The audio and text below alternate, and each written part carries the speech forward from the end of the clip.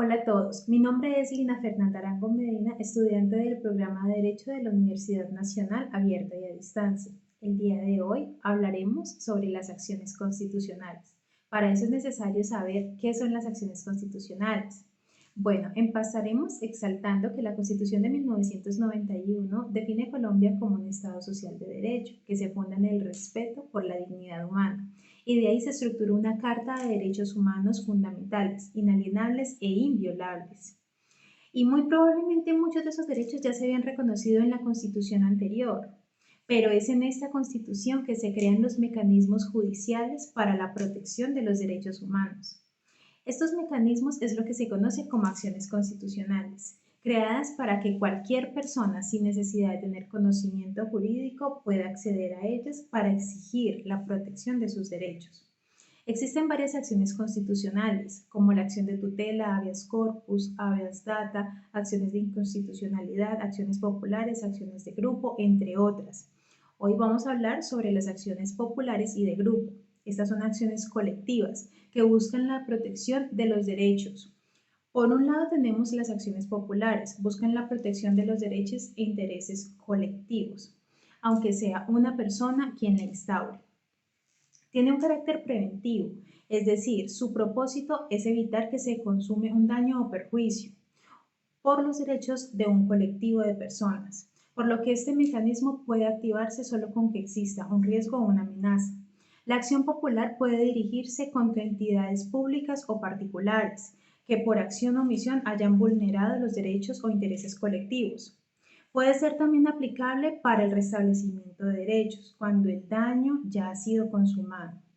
Ahora bien, las acciones de grupo buscan reparar un daño ya causado a un grupo de personas que se han visto afectadas. Cuando la responsabilidad de una entidad transgresora se unifica en un solo hecho que haya afectado a varias personas, se puede acceder a la acción de grupo, sin que ello requiera que los derechos vulnerados sean derechos colectivos.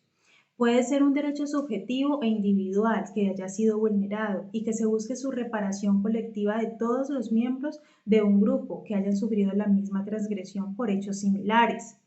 Entonces, de manera concreta, las acciones de grupo las interpone un conjunto de personas que tienen las mismas condiciones respecto a un daño o perjuicio que vulneró alguno de sus derechos.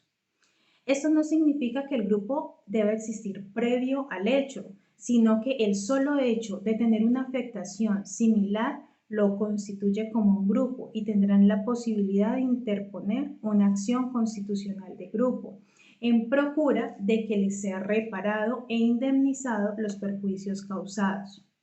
Recuerden que como ciudadanos tenemos a disposición la Defensoría del Pueblo y personerías municipales para recibir apoyo a la hora de requerir alguno de estos mecanismos constitucionales.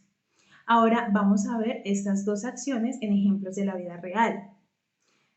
Pensemos, hace ya varios años, las instituciones gubernamentales no pensaban mucho en las personas con discapacidades.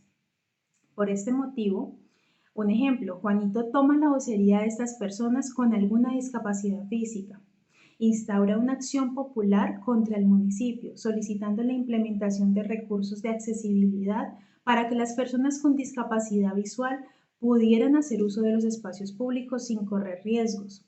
Aquí vemos un derecho colectivo que está posiblemente siendo vulnerado por el gobierno y que de no hacer algo al respecto podría ser un perjuicio irremediable, pues está arriesgando la vida o la salud de un colectivo de personas que tengan su capacidad visual disminuida.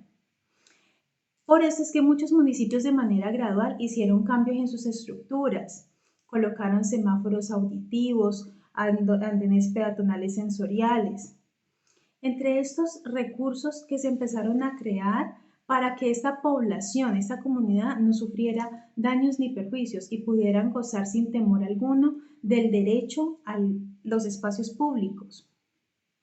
Este es un ejemplo para que entiendan cómo funcionan las acciones populares. Ahora vamos a ver cómo funcionan las acciones de grupo.